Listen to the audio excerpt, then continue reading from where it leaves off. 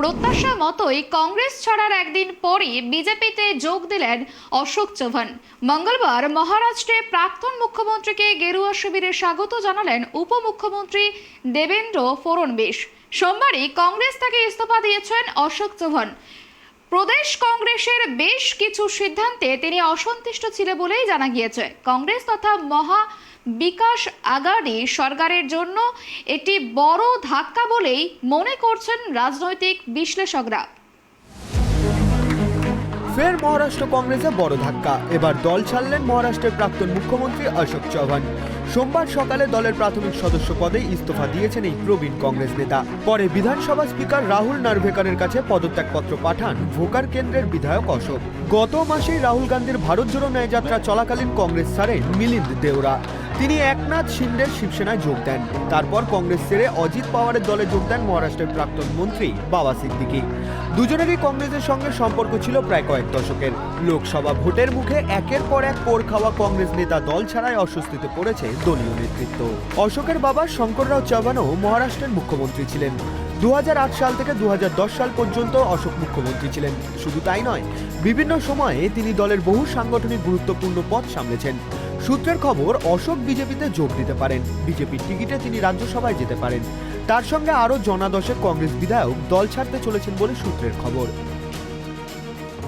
मैं आज भारतीय जनता पार्टी में यहाँ पर मैंने प्रवेश लिया है और मैं आभार मानना चाहूँगा देश के प्रधानमंत्री श्री नरेंद्र मोदी जी का, फिर देश के सम्मानीय गृह मंत्री अमित भाई शाह जी का, राष्ट्रीय अध्यक्ष JP नड्डा जी का, देवेंद्र फडणवीस जी का, बावनकुळे जी का, आशीष शेलार जी का और सभी नेता जो मेरे साथ में बैठे हुए, मेरे नांदेड़ से आए हुए हमारे सहयोगी अमर राजूरकर जो MLC रह चुके हैं वो भी आए हुए हैं, उनका भी प्रवेश आज हुआ है।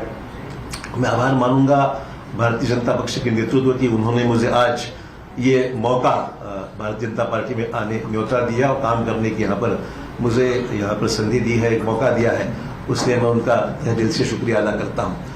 सार्वजनिक जीवन में काम करते हुए एक पॉजिटिव एटीट्यूड लेके, डेवलपमेंटल एटीट्यूड लेके आने वाले समय में काम करने की भूमिका मेरी है, पहले भी रह चुकी है और आज भी मैं जो आया हूँ इस नए क्षेत्र में नई शुरुआत जब कर रहा हूँ तो मैं इसी डेवलपमेंट प्रधानमंत्री जी को जो सबका साथ सबका विकास ये भूमिका लेकर प्रधानमंत्री जो पूरे देश भर में जिन्होंने नेशनल इंटरनेशनल लेवल पे एक अलग अपनी छवि बनाकर एक अच्छा काम करके दिखाया है, निश्चित तौर पर इम्प्रेस हूँ, निश्चित रूप से इम्प्रेस हूँ मैं। उसमें कोई अलग भूमिका नहीं है। तो अच्छा होता है तो अच्छा ही बोलना चाहिए, जो खराब है तो कभी शिकायत भी हमने की है, मैं ना नहीं बोलूँगा। पर आज जब हम देख रहे हैं कि देश के सामने कई चुनौतियाँ हैं, तो चुनौतियों के साथ साथ डेवलपमेंट भी जिस रफ्तार से इस देश में हो रहा है हम सबके लिए बहुत ही प्रशंसनीय है और आने वाले समय में हम सब साथी मिलकर देश में एक पक्की मजबूर भाजपा की सरकार लाने का हमारा प्रयास निश्चित तौर पर है। এদিকে অশোক চৌহানকে কটাক্ষ করা শুরু করে দিয়েছেন কংগ্রেস নেতারা। জয়রাম রমেশ উল্লেখ করেছেন বিজেপি ওয়াশিং মেশিনের কথা। তার বিরুদ্ধে হওয়া ফৌজদারি তদন্ত বন্ধ করার জন্যই অশোক চৌহান বিজেপিতে যোগ দিলেন বলে দাবি তার। কংগ্রেস অশোককে তার প্রাপ্যের চেয়ে বেশি দিয়েছে বলে মন্তব্য করেন জয়রাম রমেশ। मैंने जो अशोक चौहान और कई ऐसे लोग हैं, अशोक चौहान एकमात्र व्यक्ति नहीं है, कई ऐसे लोग हैं जो कांग्रेस को छोड़कर चले गए हैं। कांग्रेस से सब कुछ मिला है, उनकी योग्यता से भी ऊपर उनको मिला है, पर उसके बावजूद वो विश्वासघात किया उन्होंने कांग्रेस से और कांग्रेस छोड़कर चले गए हैं क्योंकि वहाँ उनको वॉशिंग मशीन दिख रहा है और वो वॉशिंग मशीन उन्हीं के लिए चालू किया जा रहा है जैसे कि असम के मुख्यमंत्री के लिए शुरू किया गया था। पूरे देश में मोदी जी ने जिस प्रकार का विकास का कार्य किया है और जिस प्रकार से भारत का चेहरा और चित्र बदला है, इससे प्रभावित होकर कई पार्टियों के बड़े बड़े नेता जो है इनको भी ये लगता है कि देश की इस विकास की राह में हम भी मोदी जी के साथ अपना योगदान दें और इसी के चलते कई कद्दावर नेता भारतीय जनता पार्टी में आ रहे हैं और महाराष्ट्र में हमारे लिए बहुत सौभाग्य की बात है कि अशोकराव चौहान जी जैसे एक कद्दावर नेता ने भारतीय जनता पार्टी में प्रवेश किया है।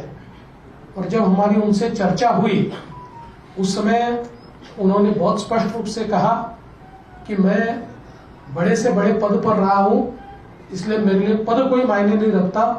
मैं देश की मुख्य धारा में मोदी जी के साथ योगदान देना चाहता हूं और इसलिए भारतीय जनता पार्टी में मैं प्रवेश कर रहा हूं। এদিকে অশোকের ঘনিষ্ঠ মহলের দাবি, লোকসভা ভোটে প্রার্থী মনোনয়ন নিয়ে তার সঙ্গে বেশ কিছুদিন ধরে প্রদেশ কংগ্রেস সভাপতি নানা পাটোলের গোলমাল চলছিল। তাছাড়া দলে তিনি কিছুটা কোণঠাসা হয়ে পড়েছিলেন, যার কারণেই তিনি দল ছাড়ার সিদ্ধান্ত নিয়েছেন। Bureau report, tribe TV.